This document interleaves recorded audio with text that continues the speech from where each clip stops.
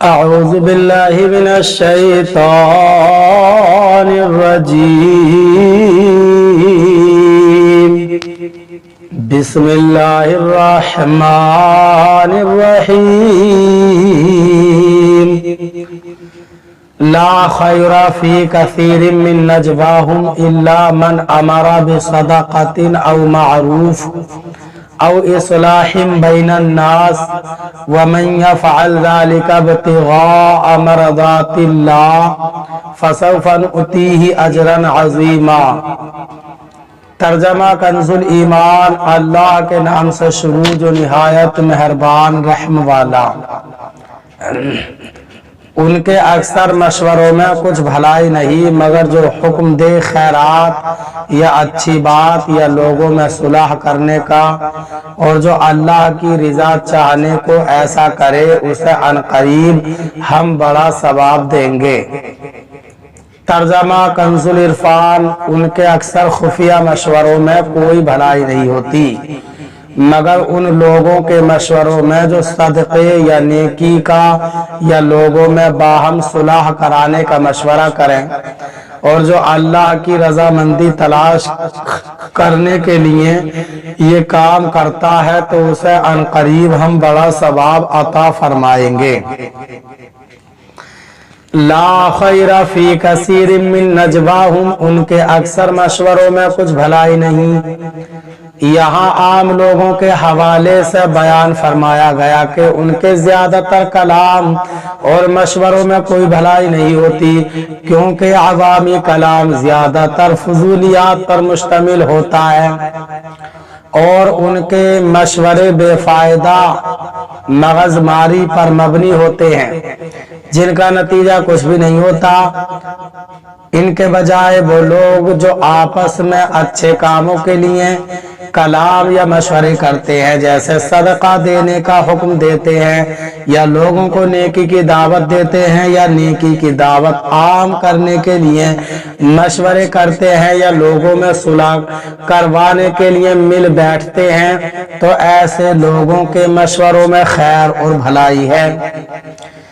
اس آیت مبارکہ میں اس گروہ کے لیے نصیحت ہے جن کے مشورے فضولیات پر مشتمل ہوتے ہیں یا جو معاذ اللہ گناہ کو پروان چڑھانے کے لیے مشورے کرتے ہیں، جیسا سینما بنانے، بے حیائی کے سینٹر بنانے، فلمی صنعت کی ترقی کے لیے مشورے کرتے ہیں۔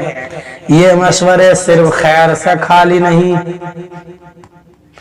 بلکہ شر سے بھرپور ہیں۔ اللہ تعالی مسلمانوں کو ہدایت عطا فرمائے۔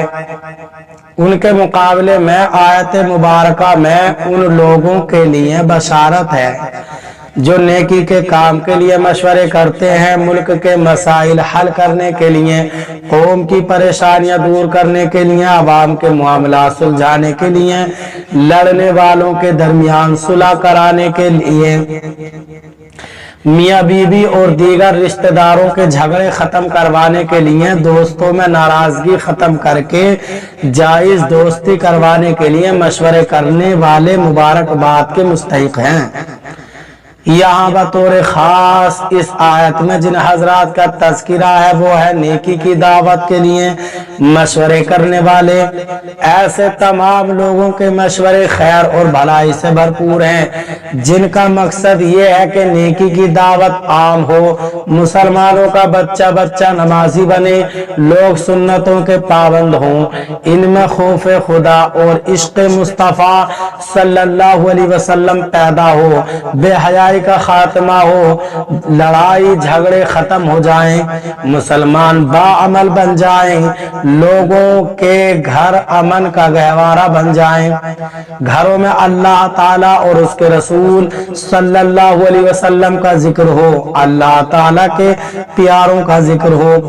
الغرض جو لوگ ان کاموں کے لیے مشورے کرتے ہیں وہ سب اللہ تعالیٰ کے پیارے ہیں۔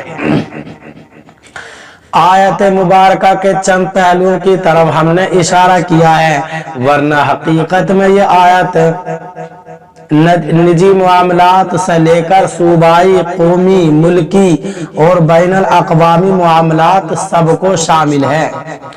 वमन यफ़अल ज़ालिका इब्तिग़ाअ मरज़ातिल्लाह, और जो अल्लाह की रज़ामंदी तलाश करने के लिए ये काम करता है, अच्छे मशवरों पर अज्र व सवाब मिलता है, लेकिन अल्लाह ताला ने उनके बारे में फरमा दिया कि ये उस सूरत में है जबकि ये काम अल्लाह ताला की रजा के लिए किए जाएं, तब अज्र अजीम है।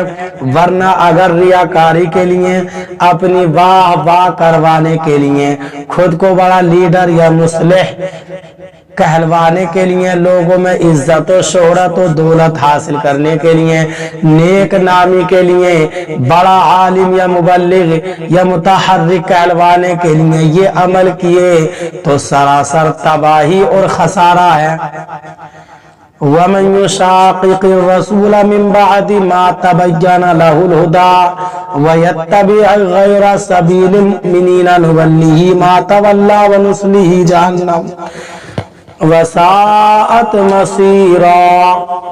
तर्जमा कंजुल ईमान, और जो रसूल का खिलाफ करे बाद उसके के हक रास्ता उस पर खुल चुका और मुसलमानों की राह से जुदा राह चले, हम उसे उसके हाल पर छोड़ देंगे और उसे दोज़ख में दाखिल करेंगे, और क्या ही बुरी जगह पलटने की।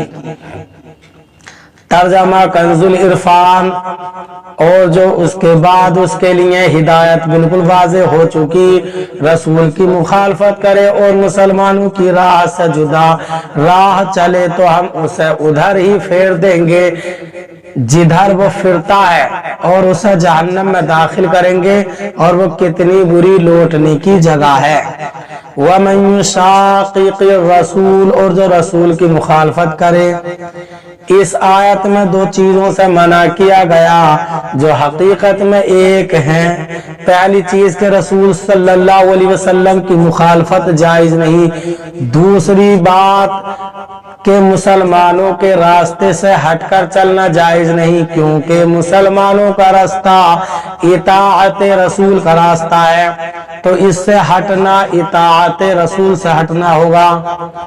ये आयत इस बात की दलील है कि मुसलमानों का इजमा इत्तिफाक हुज्जत व दलील है और उसकी मुखालफत जायज नहीं, जैसा कि किताब व सुन्नत की मुखालफत जायज नहीं। नीज इससे साबित हुआ कि मुसलमानों का रास्ता ही सिराते मुस्तकीम है। हदीस शरीफ में है कि जमाअत पर अल्लाह ताला का हाथ है। एक और हदीस में है कि सिवाद आजम यानी बड़ी जमात की पैरवी करो जो इस गिरोह से जुदा हो और वो जहन्नम में, और जो इस गिरोह से जुदा हुआ वो जहन्नम में गिरा।